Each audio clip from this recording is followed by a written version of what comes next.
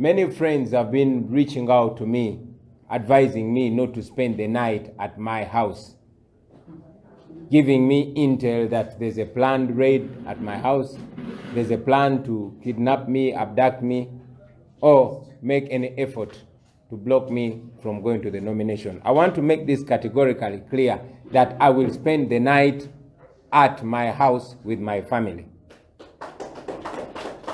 And tomorrow, I will leave my house with my wife and a few friends heading to the nomination center in Kyambogo. I'm not going to hide from nobody. I'm not a criminal. I'm a free Ugandan. And I want to believe that for me, my house is the safest place for me and my family. So get it clearly that I will spend the night at my house and I will set off from my house in Magere towards the nomination center. What my comrade did not make clear also is that after that, police has reached out to me, they have written to me and informed me that they will provide a lead car for me. They've also determined a route for me, which I've agreed with because most importantly, I want to get to the nomination center on time. Police has informed me that they will lead me from my house in Magere to Kumunana, branch off from Kumbuzi Junction, head to Chanja, then to Chisasi, then to Ntinda, then to Spear Motors Junction, and then to Kyambogo Junction until the nomination center. And I will follow that route, but I will be in my car. Coming from there, we shall come straight to this, our office, to launch our manifesto tomorrow. Let me say that again. When we come from nomination, we shall come straight to our office to launch our manifesto tomorrow. I want to also raise my concern about the way the police and other security agencies are behaving. You've all noticed they've blocked roads coming to our offices and leaving. They've also deployed unnecessarily everywhere. And I want to believe that is to intimidate Ugandans. As it has been the character of this regime and all despots, there has been intimidation. We also have information that the regime intends to switch off power and black out the entire country tomorrow. We know that they will raise any kind of excuse for blacking out the country, but I want to prepare your minds, fellow Ugandans, because President Museveni and his decadent regime cannot bear the sight of Ugandans chanting freedom. So they don't want what will happen in different parts of the country to be broadcast far and wide. So I want to guide you, especially the young people, the members of my generation, who are always smart and ready to go about any blockages, to please charge your phones, have your power banks, and make sure you communicate to each other and relay whatever is happening from everywhere. We also have information that the regime intends to switch off the internet tomorrow.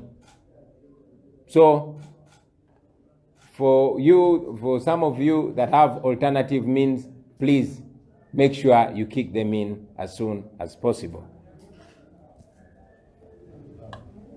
Yes, because we are going to be a very limited number going for the nomination, I want to encourage all our supporters from all over the country and in the diaspora to prepare celebrations wherever you will be, because this is going to be a fundamental step, especially for the forces of change, for us who are seeking a difference.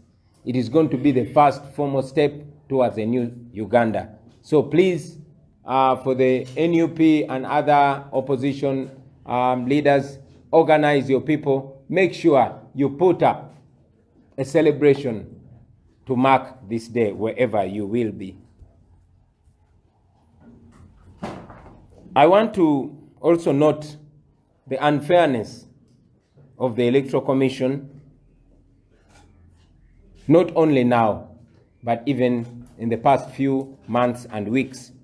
You all are aware that the Electoral Commission, much as they are pushing the opposition against anything, they are still silent about the crowds that accompanied President Museveni today.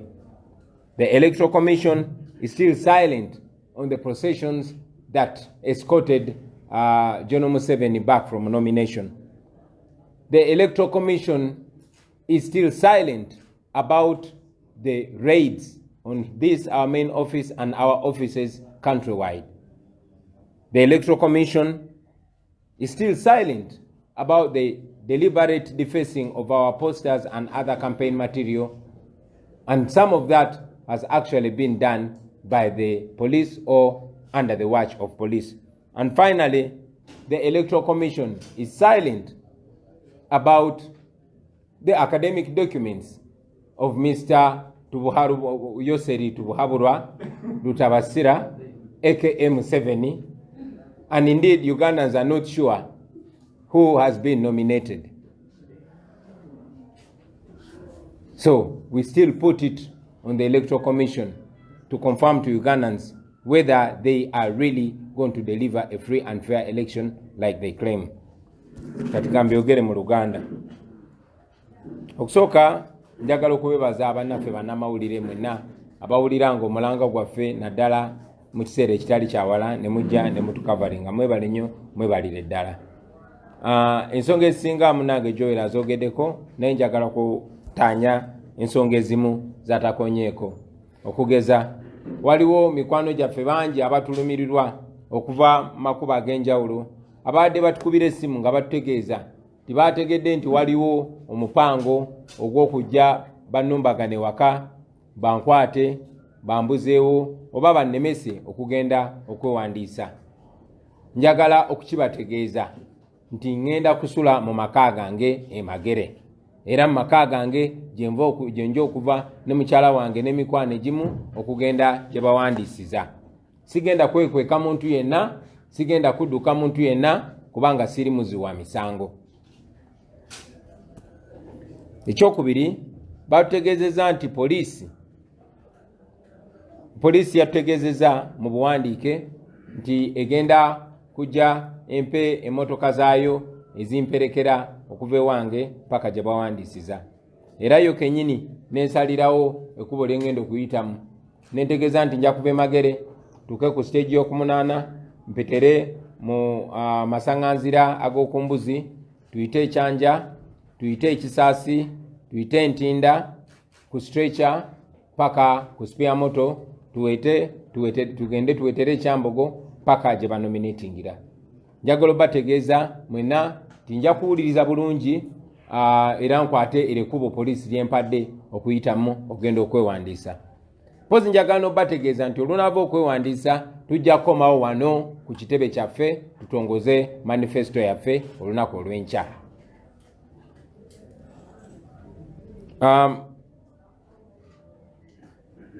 Tulabye nga Mwami Museveni bw'abadde agenda okwewandiisa ye tebamutaddeko mateeka ge batutaddeko. Agenze n'abantu bangi nnyo, agenze n'abamuwerekera n'abakuba eŋŋoma nga bambadde langi n'essaati n'enkofiira eza NRM, tewali abakutteko. Twagala okusuubira nti poliisi egenda kweyisa mu ngeri emu ne kuffe. Twagala okusuubira nti poliisi egenda kukuuma bukuumi bannayuganda abanaba bazze okutuwagira ng'era bwekuumye abawagira Museveni. Njagala okubategeeza nti twafunye amawulire nti gavumenti ya kuno eteekateeka kujjako amasannyalaze mu ggwanga lyonna olunaku lw'enkya. Bayinza okwekwasa kyonna kyonna kye beekwasa, naye buli omu akimanyi tibagezaako kujjako amasannyalaze, TV ne radio zireme kukola, abannayuganda baleme kumanya kiri mu kugenda mu maaso. Kuba bakimanyi nti mu bulamu bw'abannayuganda naddala abo abanyigirizibwa olunaku lw'enkya lunaku lukulu. Olunaku lw'enkya lwe tusimbula era nga tusibira ntebe mu ntebe. So mu kumanya nti bateekateeka okuggyako amasannyalaze, njagala okubawa amagezi mwenna bannaffe abalina zi power banka muzikyaginge, abalina amasimu mugakyaginge, n'abalina byonna ebikozesebwa okukuuma amasannyalaze mubiteeketeeke kuba olunaku lw'enkya gavumenti yakuno mu butiitizi obungi eyinza okukola ekyo. Njagala bategeeza nti twafunye ne information nti bateekateeka okuggyako emikutu gya intaneti gyonna. Kale nno naddala abavubuka abamanyi ekyokukola nga baggyeko intaneti mutandikirewo okutakula emitwe.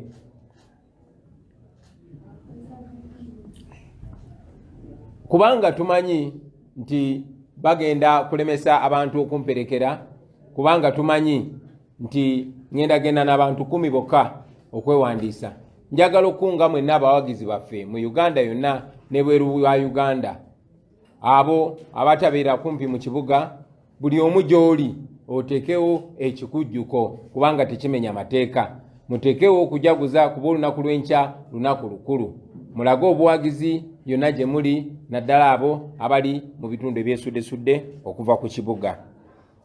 Njagala mpozi n'okumaliriza nga nange nteeka essiira ku butali bwenkanya obw'akakiiko akakola ku by'okulonda. Obutali bwenkanya buno tebwakatandika, obutali bwenkanya buno bubaddewo emyezi n'eziwiiki zonna eziyise. Akakiiko k'ebyokulonda kasirise wakati mu kusimba essira kuffe ng'amateeka ge bakola ge bayita aga COVID n'amalala nga bagasa kuffe abavuganya mwami Museveni. Mwenna mukirabye nti Museveni agenze n'ennamba nnyingi okusinga ey'abantu abalala. Ate ng'olwaleero tetumulaba nga president wabula tumulaba nga candidate. Mulabye nti mwami Museveni ne bw'aba abadde avaayo abadde n'oluseregende lw'emmotoka ne pikipiki mu Lungereza kye bayita procession. Poliisi ebadde ebakuuma bukuumi, teyina yadde gweboggoledde. So twagala akakiiko ek'ebyokulonda kubanga kekalakala balabako okulonda kabeeyo kakangule ku ddoboozi lyako, oba si kyo twongere okukakasa nga bwe tubadde twatandikidde okukakasa tikalina kyekubiira. Akakiiko k'ebyokulonda kabadde kasirifu nnyo ku nsonga ezo, naye era si kwe katandikira. Akakiiko k'ebyokulonda kaasirika bwe balumbagana ofiisi yaffe wano nezi ofiisi zaffe zonna okwetoola eggwanga lyonna. Tuli kibiina kya bufuzi ekiwandiise mu mateeka, naye akakiiko k'ebyokulonda akakola ku nsonga z'okulonda bwe kaba akasirika busirisi, ebintu bino nga bigenda mu maaso nga bikolebwa poliisi n'amagye, then kyongera okukakasa eggwanga nti kalabika si keeteefuteefu kutegeka kulonda kwa mazima na bwenkanya. Akakiiko k'ebyokulonda ako kasirise wakati mu kutimbula ebipande byaffe, nga kino kikolebwa abantu ebiseera ebisinga baba bambadde t-shirts eza mwami Museveni, oluusi nga bakuumibwa poliisi n'amagye. Akakiiko k'ebyokulonda tukasoomoza kaveeyo kwogere ku nsonga eno, oba si kyo era tujja kweyongera okakasa nti kalina kyekubiira. Ensonga esembayo, akakiiko ak'ebyokulonda ako akakulibwa mwami Byabakama kayanguwa mu ssaawa ezitakusukka 24 okuwaayo ebiwandiiko byange eby'obuyigirize. Emyezi gyekulunguludde nga bannayuganda babanja okulaba ebiwandiiko by'obuyigirize ebya mwami Museveni byabadde nga yeewandisizaako emyaka gyonna. Akakiiko k'ebyokulonda kaagaana okuwaayo ebiwandiiko by'obuyigirize bwa mwami Museveni paka olunaku olwaleero. Era n'olwaleero babikwese kati tumanyi oba mwami Yoseri tubuhabulwa eryo oba yeewandisiza oba Yoweri Kaguta Museveni yeewandisiza. Twongera okasoomooza okuvaayo katanye ku nsonga eyo. Maliriza bannayuganda bannange mwenna nga mbategeeza nti olunaku olwaleero buli myaka 5 amateeka gaffe gagamba omukulembeze oyo abeera mu buyinza ajja kuzzangayo obuyinza eri bannayuganda. Bannayuganda basalewo ani gwe beesiga n'obuyinza obwo. Njagala obategeeza nti olunaku lwaleero wadde olunaku lw'enkya lukulu naye ate n'olwaleero lukulu kubanga mwami Museveni lwazizaayo obuyinza bwa bannayuganda. Njagala obajjukiza mwenna bannayuganda nti olwaleero obuyinza buli mu ngalo zammwe era kiri eri gye muli mmwe nga bannayuganda, obuyinza obwo okubwesiga n'omuntu omulala yenna yenna. Olunaku olw'enkya tugenda kwewandiisa era muyina obuyinza bwonna, muyina eddembe lyonna okusalawo obuyinza bwammwe gye budda kubanga mmwe muyina obuyinza. Temutiisibwatiisibwa, ffe tusimbudde. Yeah, just to also add my voice on your answer about whether we are also going to travel with the umbrella. Yes, we are going to travel with the umbrella, but not in the umbrella or on the umbrella. Yeah, the umbrella is indeed our symbol, and we shall hold it, but we shall not hold it and fly. That will be another planned time when we get that magic. Yeah, mu Luganda kituufu umbrella ke kabonero kaffe, era tujja kuba tukute umbrella nga kabonero. Era tukungeeyo buli omu aina umbrella jikwate kuba ke kabonero aka National Unity Platform. So oba tukoze bulungi nnyo, oba olaze obuwagizi n'obubaka obeera obwongeddeyo. Yeah, omulala muganda waffe sita wa Uganda atubuuziza ku nsonga poliisi wegambye nti kyagiyitiriddeko. Nange kambuze yabadde enanga yeyagambye ekyo. Bw'aba yabadde ye nzikiriza nyenyewo munyeenya mutwe. Muganda waffe omu yabuuziza lwaki ffenna tetwambadde beret. Era n'agamba nti alaba omuntu omu yayambadde beret, naye mpozi okumuwabulamu osobola okutunula ku mukono gwaffe ogwa ddyo muganda waffe omulala ayambadde beret n'abalala bangi nnyo. So kiraga nti tukyayambala enkofiira yaffe n'ebirala byonna byonna. Tetwambala nkofiira yokka kuba enkofiira eyo ebiseera ebisinga bagiseera ku nyingiza ya Munnayuganda eri wakati w'Emitwalo 5 n'Emitwalo 2.5. Kati si buli Munnayuganda ndi asobola okufuna enkofiira eyo. Ate mwana watu n'abazifuna bannaabwe bazibasaba, n'obuzibu bwe basinga okufuna nti poliisi n'abalina okuba nga bakuumaddembe batera ozibawambako. So okubeera nti tetuzirina nnyingi nnyo, twasalawo buli kintu ekimyufu tukikozese. Oba weesibye kawero kamyufu ku mutwe, oba oyambadde tayi myufu nga nze wano, oba weetaddeko katambaala, oba osibye katambaala nga aka mukyala Jolly Mugisha, oba oyambadde sweta oba tayi myufu ng'eya mukulu Ssenyonyi oba eya mukulu Lewis oba eya mukulu Sewanyana, wonna oba otukiikiridde. Kale no temwerimitinga. Do not be limited. Everything red is a symbolization of liberation, is a symbolization of resistance. Abalina bereti muzambale, teri musango gwe muba muzizza.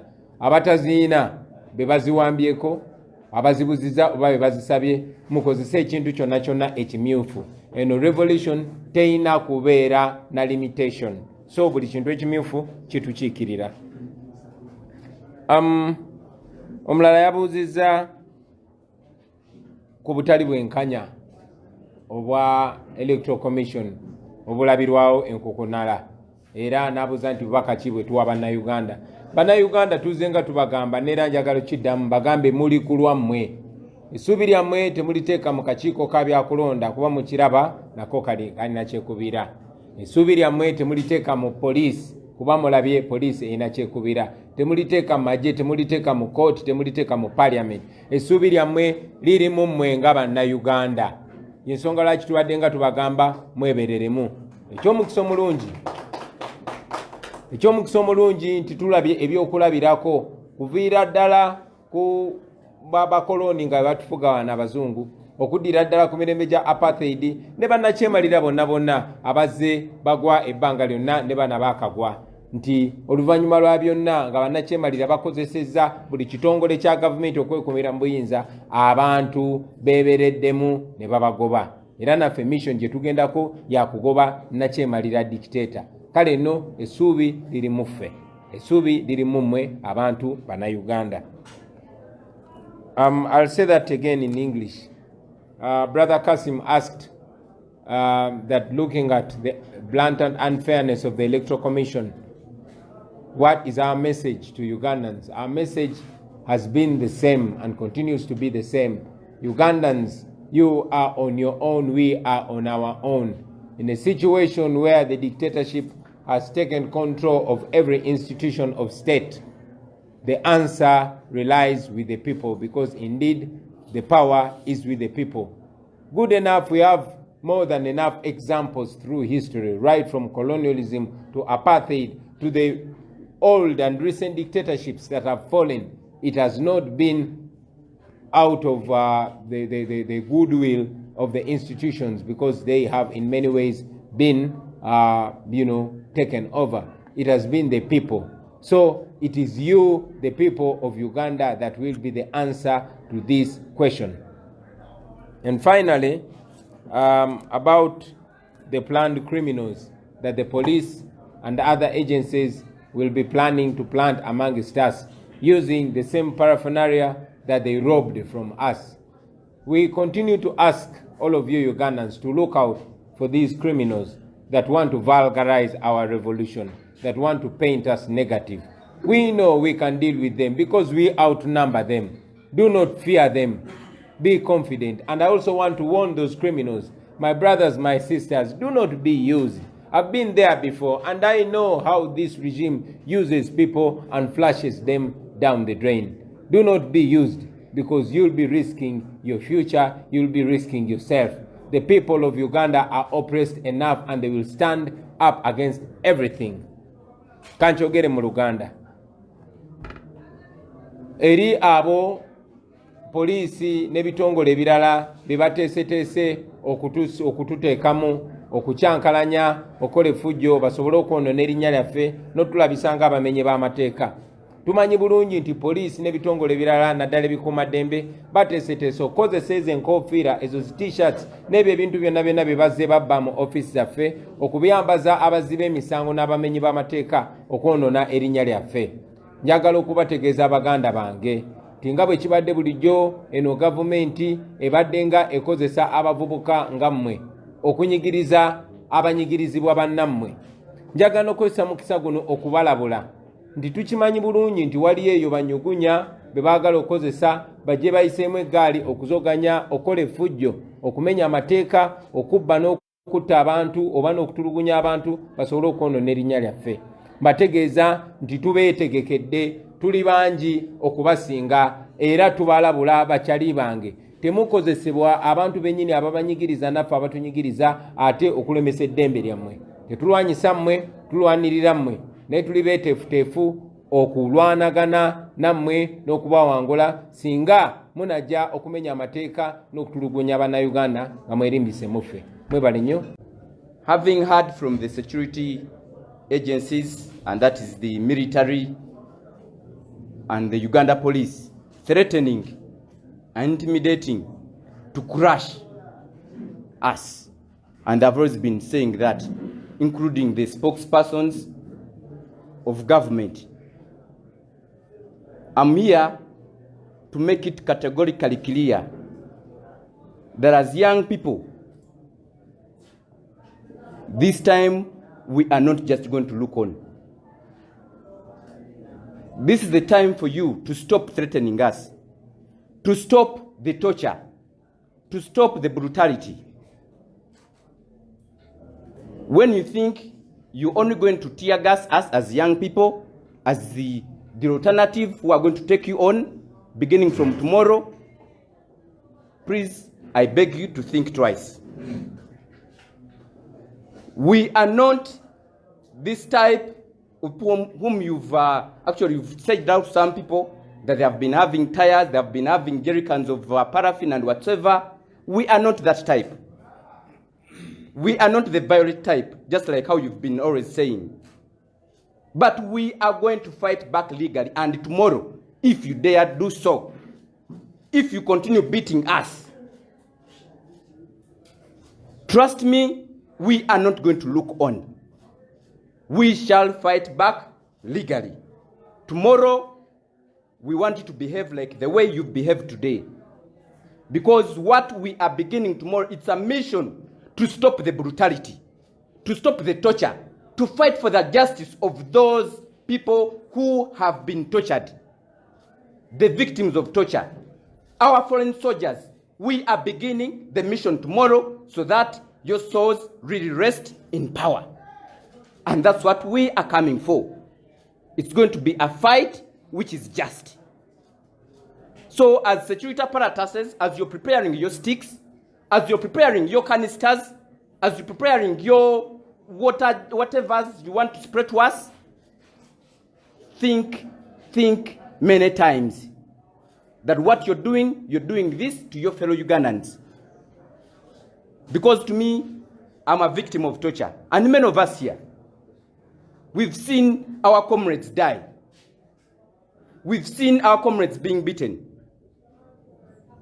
To me, I think I've faced enough.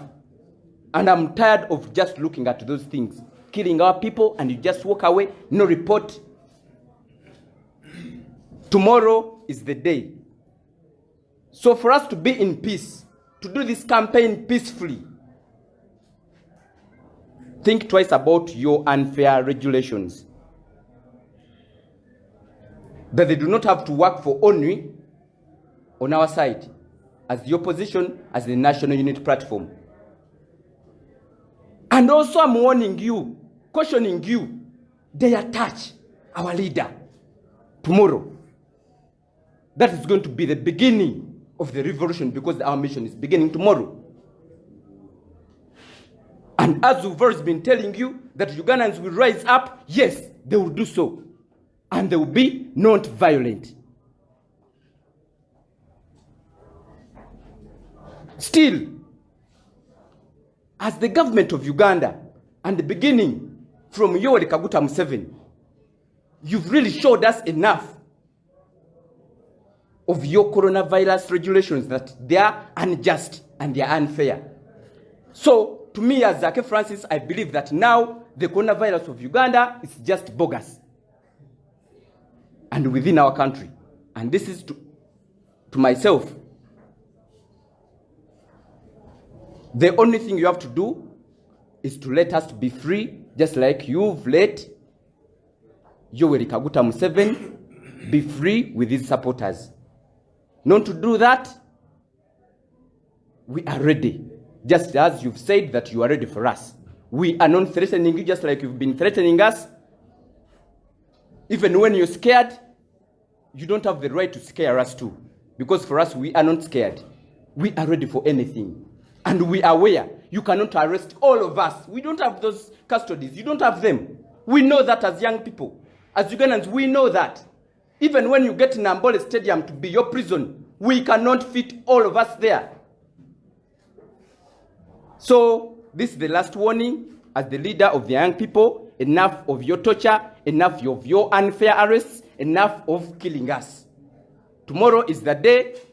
Stay warned. I've said that as Zake Francis, and I'm ready to be taken on as I'm going to take you on tomorrow and the other days, these 60 days. I thank you. Okwogera bino mu Luganda,